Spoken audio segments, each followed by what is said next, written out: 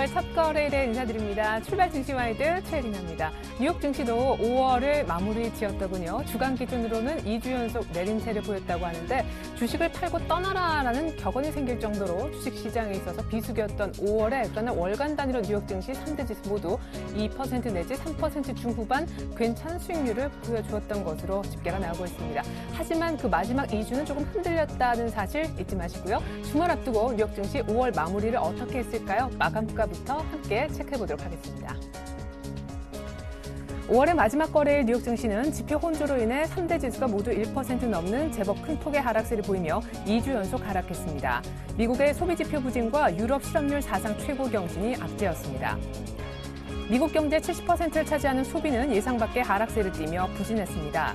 소비 지출이 줄어든 건 지난해 5월 이후 처음 있는 일인데 4월 개인 소비는 전달과 같을 것이라는 예상과 달리 0.2% 감소했습니다. 같은 기간 개인 소득도 전달과 변함이 없었습니다. 미국 미시건 대학교가 집계하는 5월 소비 심리 지수는 6년 내 가장 좋았습니다. 부동산과 주식시장 랠리로 소비자들의 부가 늘어나며 소비 심리가 좋아진 것으로 보입니다. 한편 미국 중서부 지역의 제조업 경기를 나타내는 시카고 PMI도 58.7을 기록해 예상보다 큰 폭 개선되며 확장세로 돌아섰습니다. 유럽 주요 증시는 영국과 프랑스가 1% 이상 밀리는 등 내림세를 띄었습니다. 유로존 4월 실업률은 12.2%로 전달보다도 0.1%포인트 추가 상승해 사상 최고치를 새롭게 썼기 때문입니다. 특히나 청년 실업률은 24.4%나 됐습니다.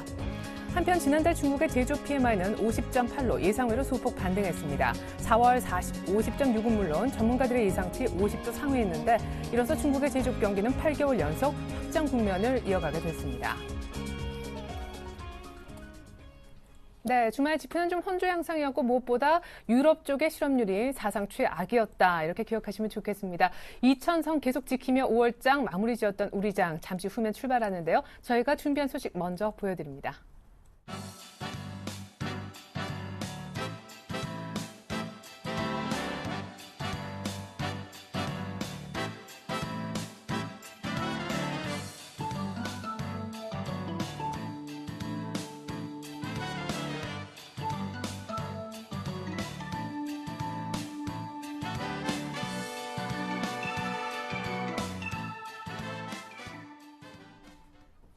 네, 먼저 시초가 공략주부터 알아보겠습니다. 메리츠 정금증권 강정호 부장님, 안녕하세요. 네, 안녕하세요. 네, 지난주 금요일 공략주였던 오디텍 사실은 한번 큰 폭의 수익을 내고 난 다음에 재공략했던 그런 종목이잖아요. 금요일 하루 동안 수익은 어땠습니까? 점검부터 해주시죠. 네, 오디텍 시초가 17,000원에 출발했고요. 시초가가 고가 수준이었습니다. 17,050원이 고가였고 종가는 3% 마이너스로 하락을 했습니다. 오디텍은 제가 말씀드렸던 것처럼 조명시장의 성장성 그리고 밸류에이션 매력의 저평가 매트를 말씀드린 바 있고요. 코스닥이 금요일, 목요일 상당히 변동성이 심한 모습을 보였습니다만 오디텍 제가 예상 성적가 이탈하지 않았습니다. 15,700원 이탈하지 않았고 제가 예상 목표가 계속적으로 좀 유지하되 적정 밸류에이션은 2만 원 이상, 2만 5천 원대 밸류에이션 매력이 있는 그런 종목으로 말씀드린 바 있습니다. 계속적으로 보유 전략 가능하다 말씀드리겠습니다. 네, 계속해서 오늘 시초가 공략주 알아보겠습니다. 리노공업이라는 종목 준비하셨다고요? 네, 리노공업을 오늘 시초가 공략주로 준비를 했습니다. PCB 회로 기판 검사용 반도체 소켓을 자체 브랜드 개발한 회사고요. 지속적으로 기술 영업을 통해서 제품 생산 대응력이라든가 첨단 장비의 투자와 가장 중요한 전 종업원의 연구화를 통해서 제품 차별화를 전략적으로 이뤄나가고 있는 그런 회사가 보시면 되겠고요. 투자 포인트는 세 가지를 줄 수 있습니다. 첫 번째는 직접 검사용 소켓 추세 증가 기대감인데요. 스마트 IT 기기의 확대에 따라서 이 반도체 검사용 소켓 판매량과 평균 단가도 증가하고 있습니다. 장기적으로 성장성이 좀 보일 것으로 전망되고 있고요. 이 반도체 검사용 소켓 판매량은 그 스마트 기기의 IT 시장 확대에 따라서 2009년도에 1,366만 개에서 2012년 지난해 2,200만 개로 대폭 증가하는 모습을 좀 보였고요. 평균 판매 단가도 이 IT 기기 소형화에 따라서 이 미세화의 어떤 영향으로 부가가치 상승이 좀 기인하는 모습을 좀 보여주고 있습니다. 2009년도 1,900원대에서 지난해 2,600원대로 4% 이상의 상승세를 좀 보이는 그런 모습을 좀 보이고 있다고 보시면 되겠고요. 두 번째는 또 헬스케어 사업에 본격화를 두시는데요. 올해 6월에 부산 그 미음산업단지로 공장 이전을 추진 중에 있습니다. 그래서 이번 그 공장 이전을 통해서 헬스케어 사업을 좀 강화할 것으로 좀 보여지고 있는데요. 초음파 탐침 프로그램으로 해서 탐침기 매출액이 지난해 28억에서 올해는 53억으로 늘어날 것으로 전망되고 있고 내년도에는 100억대까지 증가할 것으로 전망되고 있습니다. 이런 공장 이전 이후 설비가 안정화되면서 이 모듈화 제품의 공급이 좀 안정화될 것으로 보여지고 있는 그런 상황이라고 보시면 되겠고요. 세 번째는 실적 구조 기대감인데요.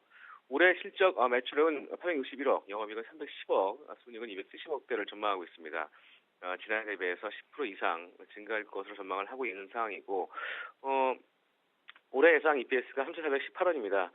현 주가 PER 12배 정도 수준이고, 2015년까지 올해 대비해서 한 50% 이상 성장할 것으로 전망되고 있는 상황이기 때문에 이런 성장성이 좀 큰 부분이다라고 보시면 되겠고요.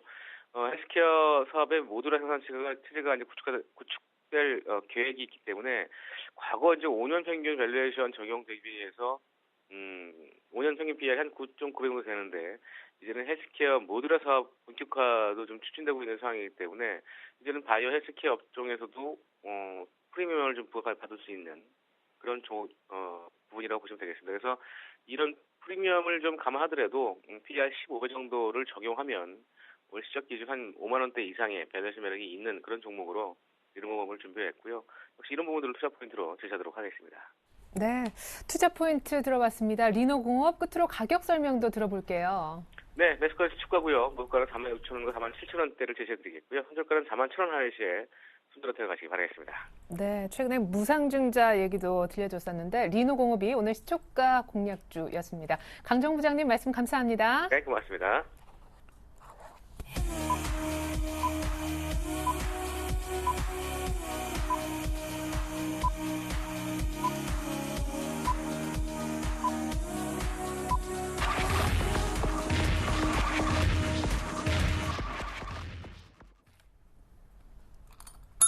네, 6월 3일 월요일 6월 첫 거래일 이제 막 시작이 될 것 같습니다. 사실상 5월 마지막 세 거래일 내리 2,000선을 사수했던 코스피 기억하시죠? 그에 앞서서 코스닥이 먼저 5년 내 최고점을 찍었었는데 그 이후로 바통을 사실상 대형주가 받으면서 코스닥은 약간은 조정을 받는 모습이 있었습니다.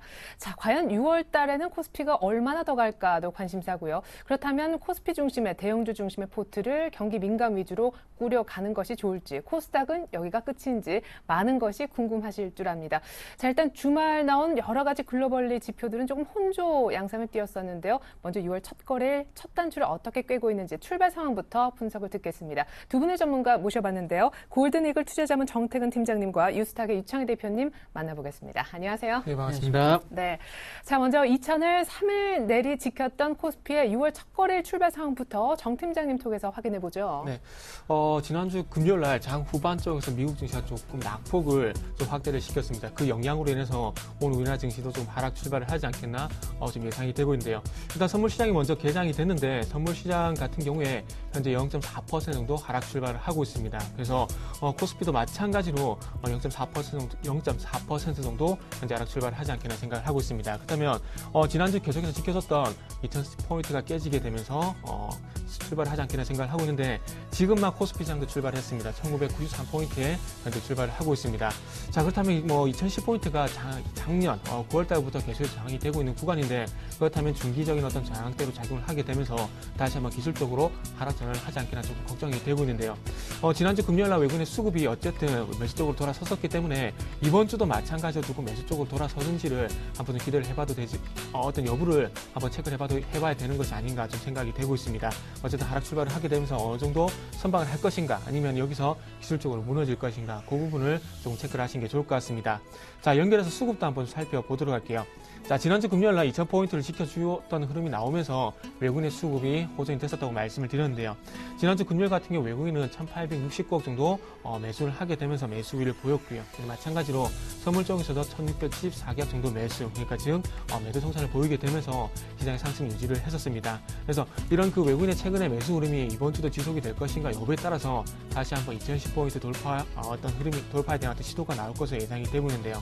만약에 현물 쪽에서 먼저 매도가 나오게 나오게 되고요. 그리고 선물 누적 계약수도 전체적으로 봤을 때 매수로 전환이 되지 않는다면은 다시 한번 소대 말씀을 드렸듯이 중기적인 저항 구간으로 작용하지 않겠나 생각을 하고 있습니다. 자, 오늘 아침 쪽 같은 경우에 외국인이 27억 정도 현물 매도 출발을 하고 있고요. 하지만 선물 쪽은 67계약 정도 현재 매수 출발을 하고 있습니다. 개인 쪽은 24억 정도 매수, 그리고 기관은 현재 4억 정도 매수를 하고 있는데요. 기관 쪽 같은 경우는 아직까지 현물 쪽에서 뚜렷한 방향성을 잡지 않고 있다. 좀 이렇게 해석을 해보고 싶습니다. 만약에 개인 쪽의 매수를 유지를 하고요. 외국인과 기관 쪽에서 매도로 전환이 되게 된다면 오늘 시장은 장 후반까지 조금 힘들어질 가능성이 좀 있지 않겠나, 이렇게 좀 정리를 해보고 싶습니다. 자, 마지막 시가총액 상위 종목들도 한번 살펴보게 된다면 현재 전체적으로 하락 출발을 하고 있습니다. 삼성전자가 마이너스 0.5%, 현대차가 마이너스 0.7%, 현대모비스가 0.5% 정도 현재 하락 출발을 하고 있고요. 최근에 전력난 우려로 인해서 오늘도 한국전력은 좋지가 않습니다. 1.3% 정도 현재 하락 출발을 하고 있다는 부분들, SK이노베이션이 1.3% 정도 현재 하락 출발을 하고 있습니다. 자, 마지막으로 상승 출발하는 종목들도 한번 살펴보게 된다면 기아차가 0.3%, 그리고 LG화학이 0.3%, KB금융이 0.14%, LG전자가 0.1% 정도 현재 상승 출발을 하고 있습니다. 네. 5월 달 내내 2000선 마지막 3거래 지켰던 그런 이제 코스피인데 1900 오늘 90선 정도에서 한 10포인트가량 하락 출발하고 있는 분위기고요. 자, 일본 니케이를 한번 보자고요. 일본 니케이 개장 상황도 역시 1%가량은 아래쪽입니다. 13,551라인에서 출발하고 있는데 지난주 금요일 날 지표도 좋았고 또 연기금 쪽에서 어떤 일본 주식시장을 부양할 수도 있다는 그런 기대감 나오면서 반등을 좀 했었었는데 오늘 다시금 밀리면서 6월 첫 거래일 시작하고 있다는 소식 전해드리겠습니다. 오늘 아침에 나온 1분기 설비 투자 관련해 지표도 좋지 않았던 것 같습니다. 자, 이번에 코스닥입니다. 지난주 후반에 수급도 좀 꼬였던 코스닥 오늘 6월 첫 거래일 아침부터 힘을 좀 낼까요? 출발 상황 전해주시죠. 네, 코스닥 시장 역시 마찬가지로 한 0.3%, 3.8% 하락을 해서 지금 575.65포인트 정도에서 주가 형성되고 있습니다. 일단은 해외 증시가 조금 이틀 연속 조금 약세를 보이다 보니까 우리나라 증시 같은 경우 지난 금요일에는 조금 잘 버텼었던 모습이 있었지만 오늘은 조금 그런 영향권에서 좀 벗어나지 못하고 있는 모습 띄고 있는 것이 아닌가 생각을 좀 하고 있고요. 코스닥 시장 같은 경우는 이제 코스피 시장은 지난주에 상당히 강했지만은 코스닥은 일단 588포인트를 맞고서는 지금 1차적인 가격 조정이 나오고 있다는 부분들.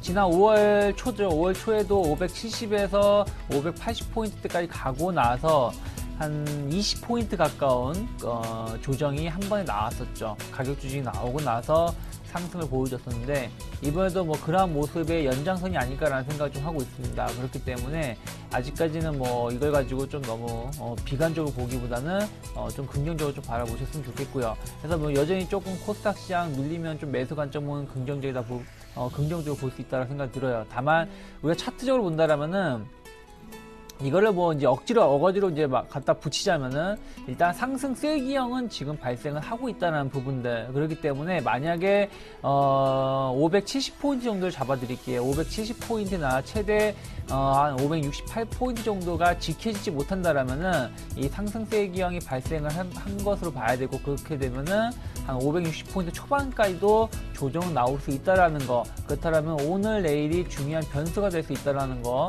좀 체크를 하면서 시장을 좀 바라보셔야 된다는 거 미리 말씀드리고 싶고요. 시가총액 상위 종목을 좀 보신다면 전체적으로 지금 그렇게 아주 많이 빠진 종목군들 많지 않다는 부분들. 셀트리온 같은 경우는 램시마 유럽의 마지막 승인에 대한 절차가 끝났기 때문에 그러한 기대감으로 오늘 같은 경우도 한 2.5% 정도 상승세를 보여주고 있고요. 파라다이스 같은 경우도 실적에 대한 기대감으로 1% 상승세를 보여주고 있다는 부분들 좀 긍정적이라고 보고 있고요. 포스코 ICT 역시 2.3% 정도 상승을 보이면서 일단은 대형주들의 시가총액 상위 종목군은 조금 상승으로 이끌려고 하고 있지만 GS 홈쇼핑이라든지 SK 브로드밴드, 태용이라든지 이러한 종목군들은 전체적으로 좀 약세를 보여주고 있기 때문에 코스닥 시장이 아직 급락은 아니지만은 약세로, 그러니까 소폭 약세로 좀 움직이고 있다는 거 좀 체크하셨으면 좋겠고요. 시가총액 투자자 동향을 좀 보신다면 일단 외국인이 10억 정도 매도가 나오고 있다는 부분들. 지난 금요일에 이제 외국인이 막판에 매도 물량이 급격히 줄면서 코스닥도 낙폭을 상당 부분 줄이면서 마감을 했습니다.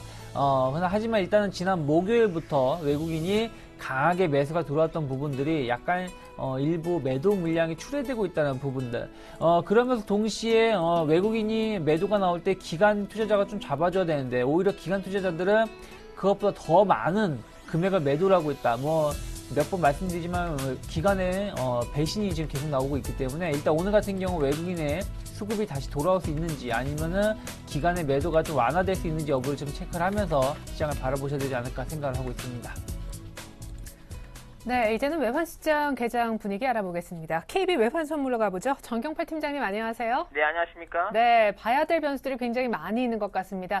일단 좀 큰 그림에서 보면 우리 한국은행에서 기준금리 인하 이후에 원달러가 쭉 오르면서 1130원 정도까지 왔었지만 그 이후로는 좀 흔들리면서 횡보 국면에 놓여 있지요. 오늘 분위기와 이번 주 변수까지 좀 짚어주십시오. 네, 오늘 서울 외환시장은 지난 금요일 종가 대비 30선 이상 상승한 1130원에 개장했고요.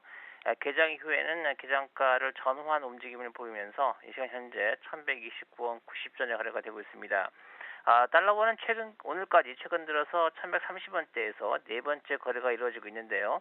1130원대 안착 여부에 시장의 관심이 집중이 되고 있습니다.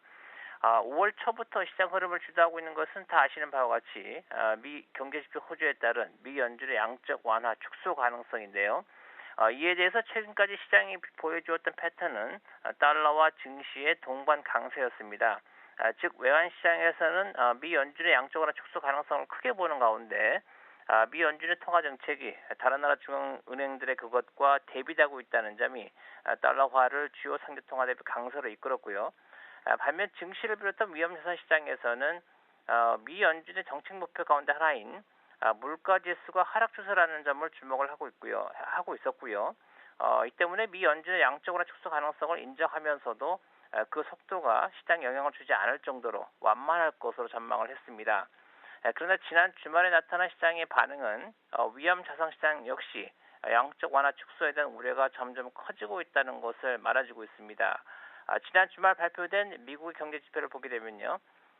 뉴욕 증시가 개장되기 전에 발표된 4월 개인 소비는 예상보다 부진하게 나왔습니다만 개장 이후에 발표된 5월 시카고 제조업 지수나 5월 소비자 태도 지수 등은 예상보다 호조를 보였습니다. 지표 호조에도 불구하고 뉴욕의 3대 지수가 모두 1%가 넘는 하락세를 보였고요. 외환시장에서는 이를 반영해서 위험 통화들이 달러와 대비 모두 약세를 보이는 가운데 달러 엔 역시 미 경제 지표의 호조에도 불구하고 증시 부진으로 인해서 하락하는 등 위험 회피가 압도하는 시장 형태를 보여주었습니다. 따라서 앞으로는 미 경제 지표가 호조를 보일 경우에 달러화가 강세를 보일 뿐 아니라 증시 역시 조정을 보임으로써 위험 통화들의 약세 속도가 빨라질 가능성이 있겠는데요. 증시 조정과 함께 달러 엔이 하락 압력을 지속적으로 받을 경우에는 엔화 강세와 함께 위험 통화들이 약세를 보이는 전형적인 위험 회피 장세가 펼쳐질 수가 있겠고요. 이 경우에는 달러 원이 달러 엔의 하락에도 불구하고 상승할 가능성이 있기 때문에 시장 참여자들 입장에서는 방향성 설정이 혼란스러운 양상이 나타날 수 있겠습니다. 이번 주말에 발표되는 미국의 5월 고용지표가 최대의 변수가 되겠고요. 이에 앞서 발표되는 ADP 민간 고용이나 주간 고용지표 등 선행지표 등이 시장의 변동성에 영향을 줄 수 있겠습니다. 오늘 달러 원은 1130원을 전후한 흐름을 이어가겠습니다. 네, 감사합니다. KB 외환선물에 계시는 정경팔 팀장님의 외환시장 분석이 있었습니다. 잘 들었습니다. 네, 감사합니다.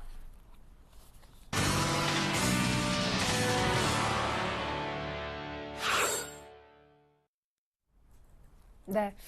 2000선이 아직은 보여지지 않고 있지만 낙폭은 줄여주고 있습니다. 1998.94, 2포인트 정도만 5월 마지막 종가 대비 아래쪽이고 코스닥도 오늘까지 파란불입니다. 고수들의 작전 타임 들어보실 텐데요. 오늘 만나보실 고수는 한국밸류 21 이드코 대표님이 되겠습니다. 대표님 안녕하세요. 반갑습니다. 네, 계속해서 2000 지켰으니까 첫날 조금 밀리는 거야. 코스피는 괜찮아 보이는데 코스닥이 좀 걱정스럽기도 합니다. 앞서서 언제나 코스닥은 월봉 보자 하셨는데 이제 코스닥은 기술적으로 어떤 라인을 좀 주의 깊게 살펴봐야 됩니까? 네, 일단 코스피 시장부터 좀 말씀을 드리면 지난주 코스피 시장이 쌍봉이죠. 2013포인트 3월 29일에 고점을 맞고 떨어지는 모습이 나왔지만 주봉으로 봤을 때는 양봉이 좀 유지되는 모습이었죠. 그 사이에 글로벌 증시가 미국의 양적 완화 축소 의견이 나오면서 조정을 받았고 우리 증시도 뭐 오늘 소폭 하락 출발하고 있는 모습인데 저는 뭐 다들 아시겠지만 양적 완화 발표 전부터 뭐 지난달에 FOMC 회의에서 양적 완화 축소에 관해서 의견이 나오더라도 지수는 소폭 하락하고 재차 상승 가도를 달릴 것이라고 생각하는 사람 중에 한 명인데 이번에도 이 양적 완화 이슈로 인해서 글로벌 증시를 끌어내리는 액션을 취해준다면 뭐 아까 말씀드렸지만 아직도 눌러줄 때는 과감하게 좀 매수해야 하는 시점이 아닌가 좀 이렇게 말씀을 드릴 수 있겠고요. 중요한 건 외국인들의 매수겠죠. 일본으로 들어갔던 외국계 자금들이 일본 증시가 거래량을 실은 폭락을 하면서 멈추고 있다는 점이고 그리고 우리 증시의 부담으로 있었던 뱅가드 물량이 시장에 대부분 소화되고 있다는 점이 뭐 어떤 짓누르고 있었던 돌을 하나를 치운 셈이 아니냐. 그리고 또 하나 체크해야 될 게 일본 증시가 오늘 뭐 급락 출발을 하면서 현재 61선을 지지를 받고 있는데 글로벌 증시가 주춤하는 사이에 일본 증시가 61선을 지지하고 재차 상승하는지도 체크할 때 부분이 아닌가. 저는 뭐 개인적으로는 우리 증시하고 일본 증시하고 디커플링화 됐었고 사실 뭐 일본 증시가 많이 올라온 상황이죠. 폭락도 당연한 것이기 때문에 오늘 61선에서의 지지하고 반등이 나올 수도 있겠지만 현재 시장 분위기로 봐서는 일본 증시보다는 눌러줄 때 눌러준다면 가격 메리트가 있는 코스피 시장이지 않냐. 이런 외국인들의 시각을 빨리 캐치를 해서 매수해 준다면 하반기 주식시장을 준비하는 데에는 뭐 문제없지 않을까 이렇게 판단을 하고 있고요. 6월달 예상 밴드는 코스피 일봉 차트에서 보시면 201선이죠. 1960선까지 최대 폭으로 밀려도 이 부분에서는 적극 매세 구간으로 좀 판단하시는 게 맞지 않나. 좀 이렇게 정리를 해드릴 수 있겠고요. 코스닥 시장은 588포인트까지 상승했다가 현재 흑산병, 음봉 3개 이후에 21선 눌린 구간인데 이 21선을 지지하는지 오늘 여부도 상당히 좀 중요한 것 같고요. 그리고 지난 시간에 한번 말씀을 드렸는데 5월 달에 월봉이 시가를 유지해서 양봉이 좀 내는지 음봉이 내는지도 확인하자라고 좀 말씀드렸는데 양봉이 일단 유지가 됐고요. 이 양봉이 유지된 시점에서 지난달 저점이죠. 554포인트를 지지하는지 이탈하는지 그리고 중요한 게 월봉상 5월선을 현재 유지하고 있기 때문에 이번 달 5월선을 이탈하는지 지지하는지도 상당히 중요하다. 좀 이렇게 말씀드릴 수 있겠습니다.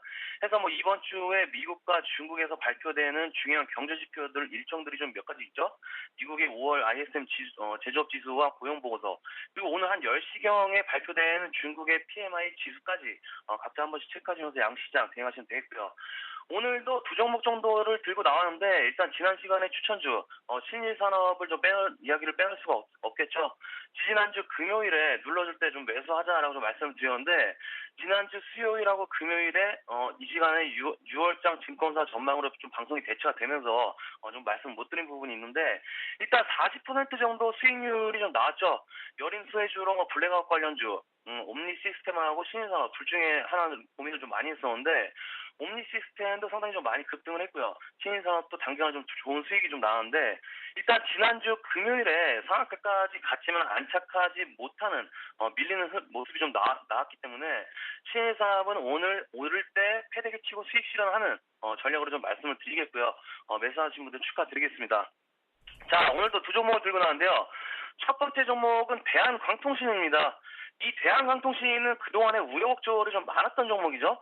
작년 12월에 180억 정도를 주주 배정으로 유상증자를 하면서 청약 경쟁률 1.6대 1로 마감이 되면서 1,300만 주 정도가 시장에 소화된 상황이고요.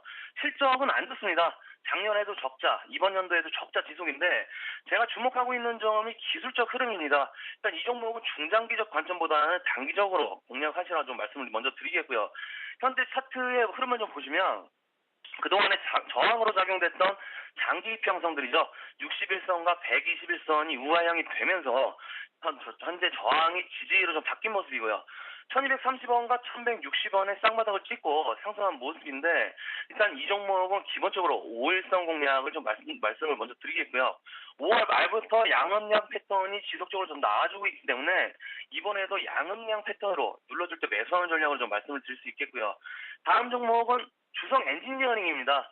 이 주성엔지니어링은 지난주 금요일에 외국인 기관 양매수가 나왔었죠. 일단 기술적 흐름을 먼저 좀 보시면 현재 5월 22일경에 차르대 반도체 제조 장비를 국내 기업에 시작했다라는 소식이 나오면서 급등한 모습입니다. 하지만 그 이후에 그날 고점이죠. 그 이후에 7,600원을 돌파하지 못하고 현재 눌린 구간에 들어서 있는 모습인데 일단 이 종목도 단기적 흐름으로 생각하시고 접근을 하시기 바라겠고요. 현재 13일선 6,840원 정확히 눌린 구간인데 일단 이탈 시에 21선까지 좀 열어두고 눌러줄 때 매수하는 전략 해서 7,300원에서 400원 돌파하지 못하면 바로 좀 수익 실현하는 전략으로 좀 추천드리면서 정리해드리도록 하겠습니다. 오늘 작전 타임은 여기까지입니다. 고맙습니다. 네, 신일산으로 높은 수익 거두게 해주셨던 우리 이드코 대표님께서 오늘장 관심주로 대한광통신과 주성엔지니어링을 가르쳐 주셨습니다. 지금까지 이드코 대표님의 작전 들으셨고요. 계속해서 출발 키포인트 브리핑 이어집니다.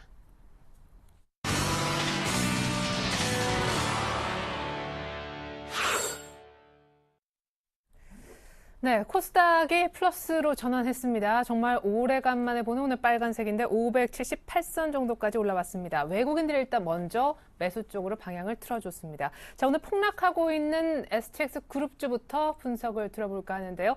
STX 그룹주 지금 지주회사 STX는 이미 한가에 들어갔습니다. 지금 그룹 해체설이 나왔어요. 이게 갑자기 무슨 얘기입니까? 원래 살리기 위해서 힘을 쓰고 이런 분위기였는데. 네. 일단은 강덕수 회장이 그 강력하게 경영 정상화를 위해서 지주사 체제를 유지한다고 얘기가 나왔었는데. 사제를 쓰냐 이랬었는데. 그렇죠. 그게 나왔었는데 일단은 그 우리은행이 그 STX 어떤 대출 담보로 받았던 그 주식을 처분을 하게 되면서 지주사 체제가 깨지지 않겠나 그런 얘기가 현재 나오고 있습니다.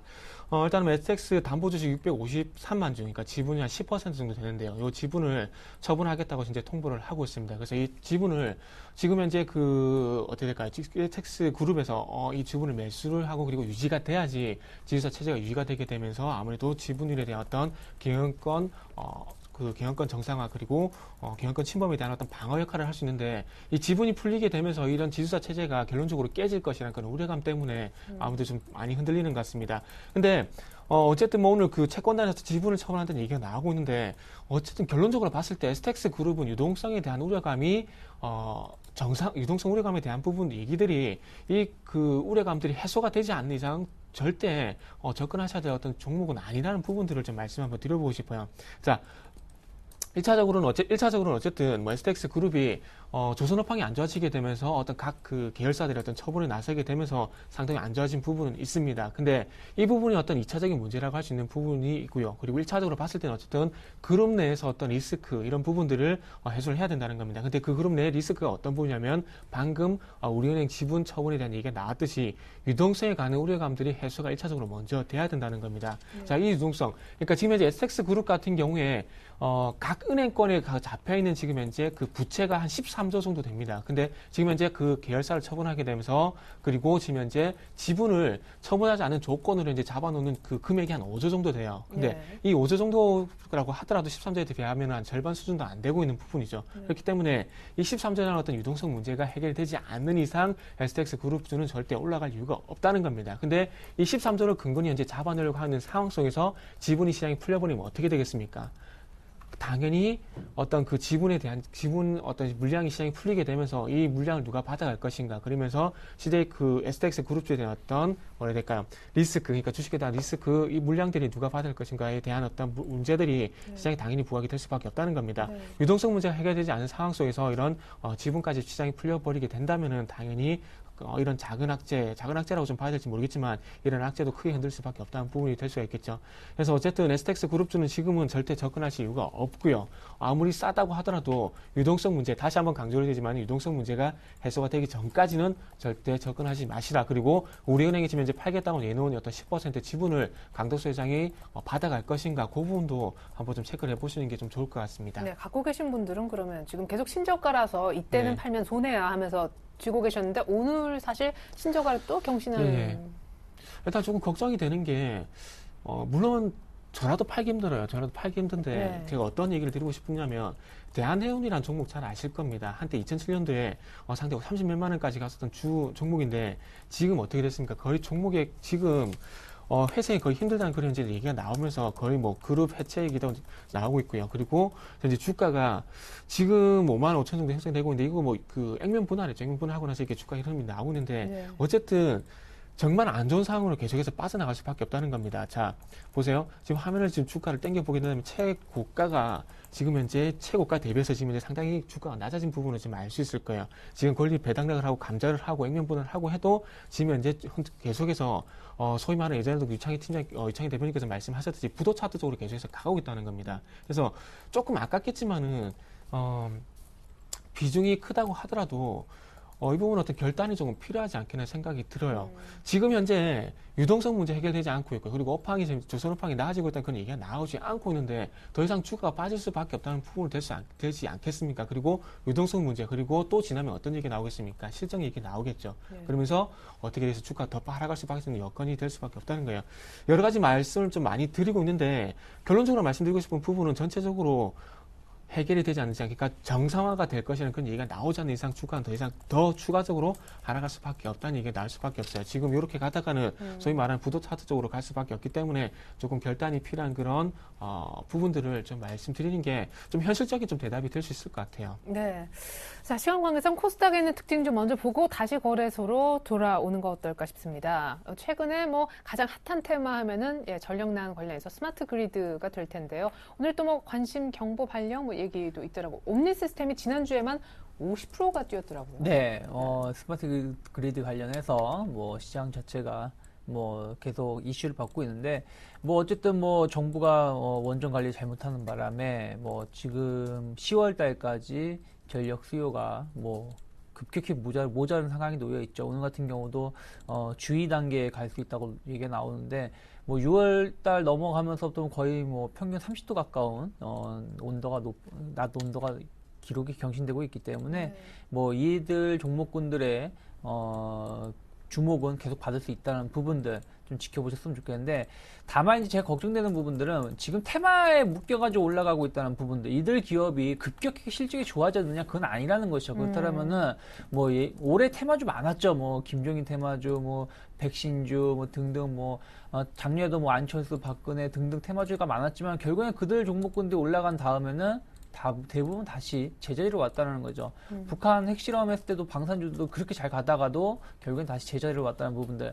그렇다면은 물론 여름 내내 계속 전력에 대한 얘기는 계속 나올 겁니다. 우려감 계속 나올 것이고, 만약 블랙아웃이 정말 현실화된다면 이들 종목군들 또 상한가가 나올 수 있겠지만, 과연 지금 여기서 추가적인 급등세가 나올 수 있겠느냐, 아니면 여기서 지금 들어가가지고 내가 수익을 낼 수 있느냐 생각한다라면 객관적으로 따진다면 아니라는 것이죠. 그렇기 때문에 테마주 매매를 잘 하시는 분들이야 뭐 큰 문제는 없겠지만은 좀 손이 느리거나 오거나 아니면 단순하게 기대감으로 들어가신 분들은 영락없이 당하는 패턴을 보일 수 있다는 부분들 좀 상기하셨으면 좋겠고, 누리텔레콤 같은 경우 일단은 뭐 4,500원대에서 한 일주일 만에 한 50% 정도 올라왔던 부분들이 있고요. 뭐 일진전기 역시 마찬가지로 한 3,600원대에서 한 1-20% 정도 상승을 했던 부분들이 있고요.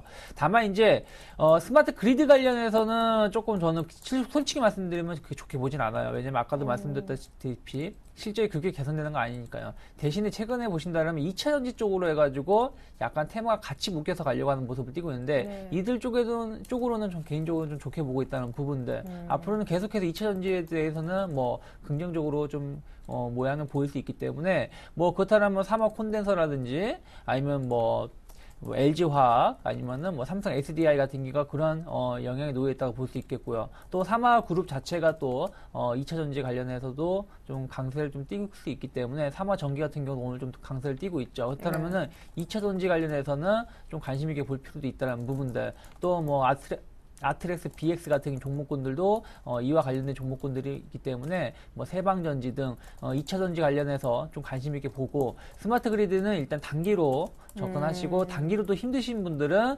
조금은 관망을 하시고 나서 뭐 조정이 나오고 난 다음에 다시금 뭐 어떤 정력에 대해서 얘기가 나온다면 그때 접근하시는 게 좋지 않을까 생각을 좀 하고 있습니다. 네, 감사합니다. 자, 잠시 후에 코스닥 전반적인 조언도 한번 들어보도록 하겠고요. 다시 거래소로 와서 오늘 건설주에 좀 뉴스가 있는 것 같아요. 4대강 입찰 답합 수사가 이제 본격 악화된다라는 소식 때문인지 오늘 약세를 띠고 있습니다. 걸리는 회사들이 꽤 많은 걸로 알고 있는데요. 일단 진짜 CJ 그리고 4대강 이렇게 연결해서 본다면은 전 정권과 어떤 선긋기를 확실하게 좀 하는 것 같아요. 좀 확실하게 하는 것 같은데. 자, 일단은 뭐 4대강 입찰 담합 수사에 대한 본격화에 대한 얘기가 나오게 되면서 대형 건설사 위주로 현재 좀 약세를 보이고 있습니다. 일단 지난 15일 날 지난달이죠. 지난달 15일 날 압수수색이 현대건설 쪽에 조금 이루어져서인데 이때 당시 그 압수수색을 하게 되면서 현대건설이 그 담합에 대한 의혹에 제기가 될 수 있는 어떤 자료들을 확보하게 되면서 현대건설에 제한됐던 어떤 검찰 수사가 그 대형 건설사 전체적으로 확대가 될 것이라는 그런 우려감이 시장 전체적으로 좀 제기가 되고 있습니다. 그래서 건설업종 같은 게 4대강 입찰 의혹 조사 같은 경우에 어떻게 본다면 규제 리스크라 좀 보는 게 맞을 것 같습니다. 수사가 어떻게 마무리가 되냐에 따라서 그리고 얼마만큼 입증을 하냐에 따라서 조금 빨리 해결이 될 것 같은데요. 어쨌든 뭐 현대건설 지금 현재 그 대상이 되고 있는 회사들이 현대건설, 대우건설, GS건설, 포스코건설, 삼성물산, 뭐 SK건설 우리가 소위 잘 알고 있는 대형 건설사 위주 쪽으로 현재 얘기가 나오고 있습니다. 그렇다면은 이런 얘기가 나오고 있는 부분들이 그 1차적으로 저는 그 단기적인 어떤 리스크라 좀 봐야 될 것 같아요. 이 부분에 대해서 어쨌든 뭐 과징금 부과 수준으로 마무리가 될 가능성이 상당히 좀 크다고 좀 보지 않기는 생각을 하고 있습니다. 최근에 어떤 국정조사에서 오늘 리스크들이 그 불참에 대한 부분들을 크게 문제 삼지 않고 있고 계속 넘어가고 있는 부분들인데 일단은 뭐 이런 부분인 것 같아요. 좀 군기잡기 이런 부분이 아닌가 좀 생각이 되고 있습니다. 그래서 이런 그 전체적인 업황보다는 어쨌든 단순한 규제 리스크라 볼 수 있기 때문에 이 부분에 대해서는 크게 신경 쓸 필요 없고 일시적으로 리스크로 마무리될 가능성에 대한 부분들을 좀 말씀을 드리면서 지금 어쨌든 전체적으로 봤을 때는 규제 리스크에 대한 어떤 악재도 있긴 하지만은 업종 전체적으로 봤을 때 특히나 기술적으로 봤을 때 현대건설 뭐 대형 건설사 위주의 다시 한번 바닥 다지기 흐름이 지속적으로 먼저 나오는지를 좀 체크를 하시는 게 더 좋지 않겠나 이렇게 정리를 해드릴게요. 네. 자, 감사합니다. 이번엔 지난주 수급 특징주 보도록 하겠습니다. 외국인들이 거의 한 1조 정도 순매수해줬던 지난주인데요. 거래소 기준으로 수급 특징주 먼저 추려봤습니다. 자, 외국인의 매매 현황부터 상위주 중심으로 보시죠. 자, 가장 많이 정리한 쪽과 가장 많이 산 쪽입니다. 삼성전자, SK하이닉스를 매수 강도로 봤을 땐 굉장히 많이 담았고요. 그 다음엔 기아차, 현대차, 현대모비스 쪽이었네요. 매도한 쪽은 확인하시면 좋겠습니다. NHN부터 KB금융까지. LG화학도 좀 팔았네요. 자, 이번에는 이제 기관의 매매 종목을 한번 보니까요. 네, 역시 삼성전자는 같이 매수 상위 1, 2위 정도로 랭크가 돼 있었고 레버리지 샀지만 역시 인버스 한 세 번째로 팔았습니다. 그리고 LG 디스플레이는 기관이 참 관심을 갖고 있고요. SK하이닉스를 외국인이 끌고 가는 양상입니다. 이 밖에 아까 2차 전지 얘기 주셨는데 삼성 SDI와 LG화학 기관이 많이 좀 올려놓은 것 같습니다. 자, LG전자는 좀 팔았지만 또 디스플레이는 끌고 가는 기관. 자, IT 쪽의 얘기도 많이 나오고 차도 외국인들이 많이 샀네요. 전차로 결국 외국인들을 올리는. 네. 예. 일단은 뭐 그 IT 섹터 같은 경우에는 뭐 외국인 쪽뿐만 아니라 기관 쪽에서 상당히 매수를 많이 한 섹터인데요. 네. 일단 그런 부분인 것 같아요. 지난주 같은 경우에 외국인의 선물 매수 그리고 현물 시장 쪽 같은 경우는 IT 업종에 매수가 들어가게 되면서 시장이 좀 반등을 줬는데 그렇다면 이번 주 같은 경우에 조금 반대의 어떤 아이디어가 좀 필요하겠죠. 지난주 매수 들어왔던 IT 업종 쪽에서 만약에 기관 외국인 매도가 나오게 된다면 현물 시장 쪽은 흔들 수밖에 없다는 결론이 나올 수가 있다는 겁니다. 그래서 이번 주 특히나 IT 섹터들 외국인 기관의 매매 동향이 좀 현물 시장 쪽에서는 좀 상당히 좀 중요할 것 같습니다. 그래서 IT 섹터 좀 체크를 하신 게 좀 좋지 않겠는 생각을 하고 있고요. 지난주 이 시간에 한번 말씀을 드렸던 부분인데 코덱스 레버리지가 또 최상위 올라와 있네요. 네. 시장이 좀 올라가게 된다면 당연히 지수 ETF 상품에 매수가 들어가고요. 그리고 만약 시장이 약세로 전환이 되면은 이런 지수 상품에 매도가 나올 수밖에 없기 때문에 단순한 그런 현상이라고 좀 말씀드려 보도록 할게요. 자, 그러면서 오늘 장 한마디 좀 말씀을 드리자면 이번 주 전체적으로 한번 말씀드려보고 싶어요. 네. 코스피의 어떤 추가 상승은 제가 보기엔 2010포인트 돌파에 달렸다. 이렇게 좀 말씀드려 보도록 하겠습니다. 그러니까 즉 코스피의 어떤 분기점은 작년 9월달부터 중기적인 어떤 장이 되고 있는 2010포인트 돌파에 좀 달렸다 좀 보고 있습니다. 그래서 오늘 좀 시장이 좀 조정을 받고 있는데 다시 한번 반등을 줄지는 한번 지켜봐야 되겠지만 다시 한번 반등을 줄 때 2010포인트를 만약 돌파하지 못하게 된다면은 좀 기간 조정보다는 좀 가격 조정에 좀 중점을 두시면서 리스크 관리를 좀 하는 게 낫지 않겠나 이런 의견을 좀 드려보도록 하겠습니다. 그러면은 6월 달 뭐 그래도 조금 전망을 긍정적으로 하는 분들이 하는 얘기 대형주, 경기 민감주 중심의 어떤 포트 강화는 아직은 조금 위험합니까? 더 기다려야 됩니까? 예. 일단은 그런 부분인 것 같아요. 그 5월달 같은 경우에 뭐 시장 약세 보일까 하는데 반대 현상이 나타났잖아요. 그렇죠. 그래서 예. 6월달도 시장 강세에 대한 전망이 좀 나오고 있는데, 물론 수령 시장 뭐 시장 예상대로 강세로 가게 된다면 대형주 위주의 어떤 포트폴리오가 분명히 맞습니다. 근데 지금은 중요한 것은 시장이 어떻게 올라왔느냐가 좀 중요할 것 같은데, 단순히 지금 제가 보기엔 그렇습니다. 제가 보기에는 1900포인트에서 지금 2000포인트까지 올라올 때 제가 보기엔 기술적으로 올라온 이유 외에는 제가 보기엔 없다고 판단이 되고 있습니다. 그렇기 때문에 어떤 기술적 힘이 다하게 된다면 다시 한번 약세로 전환이 될 수밖에 없기 때문에 일단 6월달 말 이렇게 나눠서 봐야 되겠지만, 만약에 1960포인트 전에서 다시 한번 지지를 받고 반등을 주게 되면서 6월 말 쪽으로 가게 되면서 시장이 반등을 주게 된다면은 대형주 포트폴리오는 분명히 맞습니다. 하지만 지금 상을 보게 된다면은 조금 약세로 전환이 될 가능성에 대한 부분들을 볼 때 조금 리스크 관리, 그러고 나서 강세로 전환이 된다면 그때 시장을 따라 추적 매수하는 것이 좀 맞지 않겠나, 이렇게 좀 의견을 드릴게요. 네, 감사합니다. 이번엔 지난주 코스닥 수급 특징주 보고 우리 유 대표님의 조언까지 들어보겠습니다. 자, 코스닥 수급 특징주 역시 먼저 외국인 중심으로 뽑아봤습니다. 성광밴드, 위메이드, 파트론 여기까지 아주 독보적으로 매수한 모습이었고요. 그 밖에 GS 홈쇼핑, 실리콘웍스 등이 있었는데 판 쪽은 컴투스, 루멘스, CJ E&M 등이었습니다. 셀트리온도 꽤 팔았네요. 자, 이번엔 기관 매매를 한번 봤습니다. 외국인은 그래도 지난주 한 300억 정도 샀지만 기관은 한 500억 가까이나 순매도했던 지난주인데, 그래도 산 쪽은 이제 태광, 성광밴드를 또 외국인들이 샀고 기관은 태광을, 이 밖에 하이소닉, 휴원스도 좀 눈에 띄고 같이 좀 동반 순매도가 나왔던 것이 결국엔 CJ E&M과 컴투스 정도가 아니었나 싶습니다. 선화이텍, 하한가 가게 만든 것도 기관의 힘도 있었군요. 분석 들어보겠습니다. 네, 일단 뭐 외국인은 조금 팔더라도 실적이 기대가 되는 종목군들, 특히 이제 7월달 조금 빠를 수 있겠지만 7월달 실적 발표를 앞두고 2분기 실적에 대한 기대감이 있는 종목군들 꾸준히 매수가 들어오고 있다는 부분들 좀 체크를 하셨으면 좋겠고요. 다만 이제 기관 같은 경우는 제가 계속 말씀드리지만 기관의 매수를 쫓아가기 쉽지 않다는 부분들, 기관이 매수 잡을 땐 강하게 올라오지만 그 다음에 또 후려칠 때는 또 급락세를 나오는 부분도 체크해 볼 수 있기 때문에 일단 기관의 매수보다는 외국인의 꾸준한 매수가 들어오는 종목군들 위주로 대응하셨으면 좋겠고, 다만 이제 게임주 관련해서, 모바일 게임주 관련해서 외국인하고 기관이 좀 동반 매도가 좀 나오고 있다는 부분들은 추세가 좀 살려가려다가 조금은 좀 주춤하는 모습을 띌 수 있다라는 거 좀 염두에 놓고 대응하시는 게 좋지 않을까 생각을 좀 하고 있고요. 네. 저는 오늘 그렇습니다. 일단 위기는 기회다라고 생각하시면 될 것 같아요. 일단 코스닥 시장 같은 경우 낙폭을 상당히 줄이고 나서 577포인트대로 올라오고 있고, 외국인 수급 역시 일단은 좀 적게나마 매수 전환됐다는 부분들. 코스피 시장 역시 마찬가지입니다. 다시금 낙폭을 조금 확대를 했지만 어쨌든 시가는 회복을 시키면서 약간 양도지나 양봉이 나오고 있다는 부분도 본다라면은 아직까지는 뭐 단순하게 해외 증시 빠졌다고 해서 우리나라 증시가 뭐 급락세 나오진 않기 때문에 뭐 같이 투매에 동참하거나 매도에 동참하기보다는 오히려 일시적으로 한 번 정도는 위기는 기회다 형식으로 해가지고 약간 좋은 종목군을 중심으로 해서 현금을 주식 비중을 높일 수 있는 기회로 삼는 것도 나쁘지 않지 않나 생각을 좀 하고 있습니다. 네, 그러면 이제 코스닥 중심의 어떤 포트를 그대로 유지해도 괜찮은 거? 제 개인적으로 봤을 때는 일단은 지금 상황에서는 코스닥, 코스피 일단 5대5로 놓고 가시는 게 좋지 않을까 생각을 좀 하고 있는 게, 왜냐면 지금 지난주 같은 경우 코스피가 상당히 좋았던 부분들, 뭐 지금 같은 경우는 코스닥이 상대적으로 선방하고 있지만은 아직까지는 어디가 먼저 치고 나갈지 모르기 때문에 양시장에 발을 좀 얹어 놓고 있다가 한쪽 치고 나갈 때 좀 포트로 옮겨가시는 것도 나쁘지 않지 않을까 생각을 좀 하고 있습니다. 네, 감사합니다. 이렇게 해서 정태근 팀장님, 유창희 대표님의 조언까지 들어봤습니다. 두 분 말씀 잘 들었습니다. 감사합니다. 감사합니다.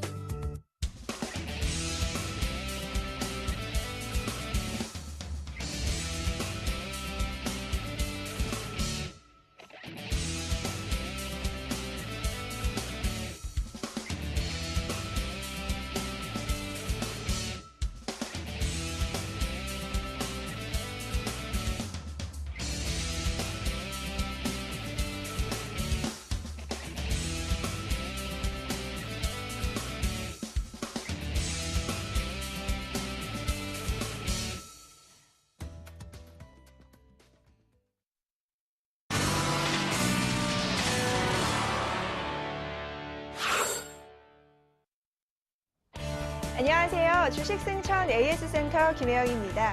이 시간에는 밤 10시에 방송되는 서울경제TV 간판 방송 주식승천 멘토들의 포트폴리오를 확인하고요.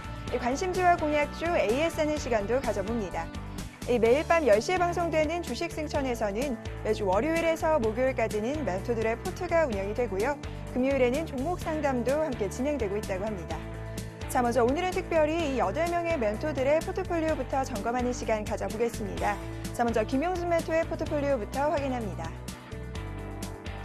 네, 현재 주성 엔지니어링이 10%대로 가장 좋은 수익률입니다. 이어서 하이비전 시스템과 S에너지 1%대의 수익률, 의견은 모두 보유하자라는 의견입니다. 자, 이어서 김영근 멘토의 포트폴리오입니다. 현재 두 자리대의 수익률은 화신이 13%, 반면 플래티넷은 마이너스 2%, BH가 마이너스 3%대의 수익률입니다. 이어서 나무누 멘토의 포트폴리오입니다. LGU 플러스가 36%의 가장 큰 수익률입니다. 이어서 GKL과 SK하이닉스 9%와 7% 모두 양호한 흐름 이어지는 모습입니다. 이어서 신창원 멘토의 포트폴리오입니다. 삼성 SDI가 4.7% 가장 좋은 수익률이고요. 반면 포스코가 가장 저조합니다. 마이너스 4%. 이외 LG화학과 대우건설 2% 내외의 수익률이고요. 의견은 모두 보유하자라는 의견입니다. 이어서 양순모 멘토의 포트폴리오 확인합니다. KCS가 11% 가장 좋은 수익률입니다. 이어서 한미반도체가 4.8%, 하림홀딩스가 1.8%, 의견은 모두 보유하자라는 의견입니다. 이어서 정대희 멘토의 포트폴리오 확인합니다. 현재 두 자리대의 수익률을 잘해가는 종목이 세 종목이 보이네요. 위메이드가 19%, 원익 IPS가 16%, 이 뒤를 이어서 인터플렉스가 12%대의 수익률이고요. 반면 비아트로는 마이너스 1%대의 수익률입니다. 이어서 정재훈 멘토의 포트폴리오 확인합니다. 영흥철강이 12%대의 가장 좋은 수익률이고요. JC가 6%, 이어서 인터파크가 1.2% 모두 보유하자라는 의견입니다. 이어서 최명상 멘토의 포트폴리오 확인합니다. 현재 가장 좋은 수익률이 게임하이와 광명전기 1% 내외고요. 메커스가 마이너스 4%, 의견은 모두 보유하자라는 의견입니다. 자, 이어서 8명의 멘토들의 수익률을 보기 쉽게 수익률 베스트 10으로 정리해봤습니다. 1위에 자리하고 있는 나무누 멘토의 LGU 플러스 36%, 부동의 1위 자리를 계속해서 지켜나가는 모습이고요.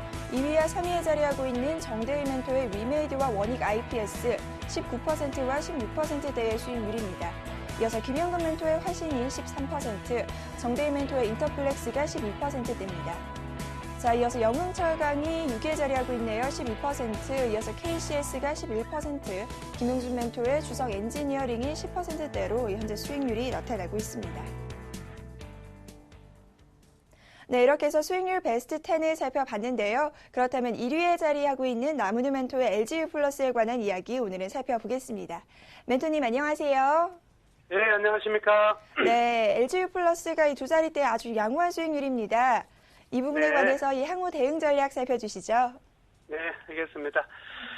자, 지금 LG 플러스 오늘 같은 경우에는 한 1.2% 내림세가 기록되고 있습니다. 11,550원, 11,600원 정도 흐름이 나타나고 있는데요. 지금 LG 플러스 같은 경우에는 지금 주파수 관련된 내용들이 지금 표류하고 있는 상황이기 때문에 전체적으로 추가적으로 상승하기 위한 모멘텀을 찾아가고 있는 일련의 과정이다. 그리고 지난 4월 말에서 5월 초까지 전개되었던 급상승에 대한 조정이 이루어지고 있는 부분인데요. 그렇지만 현재의 어떤 그 펀더멘탈 차원에서는요, 굉장히 좀 우수한 상황이 계속 지속될 가능성이 크다. 이렇게 먼저 말씀해 드리겠습니다. 작년 같은 경우에 1년 전체의 영업이익을요, 이번 1, 4분기 만에 영업이익을 달성했거든요. 그리고 당기순이익 같은 경우에도 1, 4분기 만에 740억 이상의 이익을 내면서 올 한 해 전망 굉장히 좀 밝게 전망이 되고 있습니다. 통신사업의 전반적인 강세가 나타날 수 있는 한 해가 아니겠나 싶고요. 여타 SK텔레콤이나 KT 등의 종목들도 동반적으로 상승할 것으로 보여지는데요. 일단 LTE 투자가 이루어진 부분에서 이제는 성과를 내는 부분이기 때문에 양호한 실적 펀더멘탈 상으로서는 추가적인 상승 여력은 충분히 가능하다 이렇게 보고 있고요. 현재로서는 외국인과 기관들 수급 자체가 좀 팽팽한 상황입니다.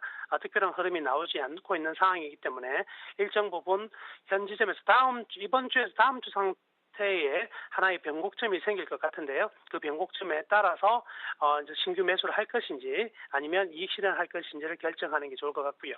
따라서 현재 LG U+에 관심을 가지고 계신 분들 같은 경우에는 이번 주 주식 승천이라든지 현재까지는 좀 관망으로 계셨다가 추가 코멘트를 듣고 나서 대응하는 게 좋을 것 같고요. 보유하고 계신 분들은 역시 현재의 추세 무너지지 않을 가능성이 좀 더 높다고 말씀해드리기 때문에 계속해서 좀 보유 관점으로 끌고 나가셔도 될 것 같습니다. 하나의 분기점이 나타날 수 있는 자리이긴 하지만 분명한 사실은 현 가격대의 리스크는 거의 없다 이렇게 판단되니까요. 가지고 계신 분들은 계속해서 보유 관망을 해주시고요. 신규로 접근하시려고 하시는 분들 같은 경우에는 조금 기다렸다가 이번 주 말이나 아니면 다음 주 정도에 신규 매수를 할 것인지 아니면 타 종목을 공략할 것인지를 결정하셔도 늦지 않을 것으로 이렇게 판단이 되니까요.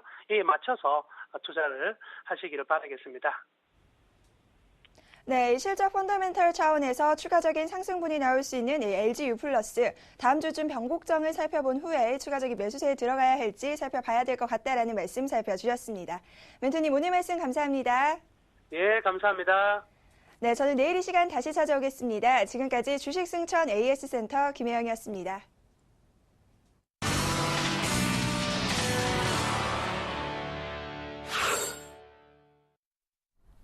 네, 잠깐 빨간불이 들어왔던 코스닥도 다시 파란불로 바뀌었고요. 코스피도 오늘 빨간불까지는 안 보여줬지만 2,000을 잠깐 보여줬다가 다시금 1,990선대 중반 정도만 유지하고 있습니다. 코스닥에는 그래도 외국인들의 매수가 재개되면서 잠깐 빨간불이 들어왔던 상황이었죠.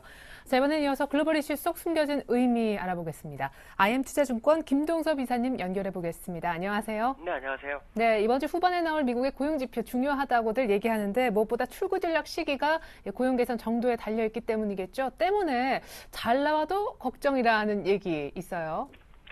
지금 시장에서는 이제 양적 완화를 언제 종료하느냐 이 얘기가 지금 계속 나오고 있는데요. 제가 볼 때는 양적 완화 그렇게 쉽지 않습니다. 왜냐하면 1월부터 3월까지는 고용 증가가 상당히 좀 많이 됐던 것은 사실입니다. 그러나 계절 요인이 좀 있었고요. 지금은 고용이 시장 예상치가 한 16만에서 18만 사이거든요. 근데 양적 완화를 종료할 때 시장에서 원했었던 것은 한 20만 이상씩 매월 증가하는 것이 상당히 중요했던 부분이었기 때문에 사실 이번 주에 고용지표 발표를 상당히 좀 많이 기다리는 것 같고요. 그렇지만 제가 볼 때는 고용지표가 개선된다 할지라도 그것이 시장에 충족할 만큼은 아닐 수 있다라는 거죠. 다만 지난주에 그 제조업 지수가 상당히 좋게 나오면서 시장에는 일단 그 지표의 긍정적인 모습이 보이는 것은 사실이다라는 부분이고요. 하지만 시장에서 원하는 것은 양적 완화를 추가적으로 하진 못하더라도 계속해서 지속을 원하고 있기 때문에 이 부분이 시장에 더 많이 반영될 것으로 예상되고 있습니다. 자, 그리고 주말에 중국의 제조업 PMI 나왔더라고요. 이제 정부 쪽에서 집계하는 거였는데 예상보단 소폭도 괜찮았던 결과 HSBC 집계하고는 많이 좀 차이가 나네요. 예, HSBC가 사실 시장에서 더 신뢰를 많이 받죠. 중국 본토에서 나오는 것은 항상 50 이상에서만 나왔습니다. 근데 이번에는 이제 HSBC가 50 밑으로 하향되면서 HSBC하고 중국 국가통계국하고 나오는 것은 약간 차이점이 생겼다라는 부분이고요.